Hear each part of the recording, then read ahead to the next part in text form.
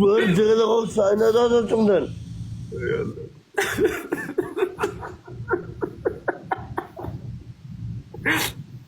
Oğuzhan. 2 tane elit verseler. Yok.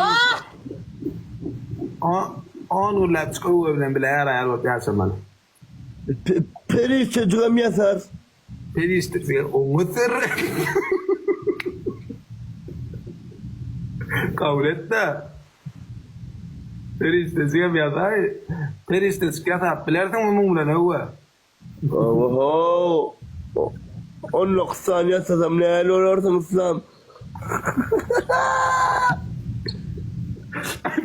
Öyle ay Peri işte yatar ya da ya. ما ادري يعني هذا كان يمر Ay ay ay ay.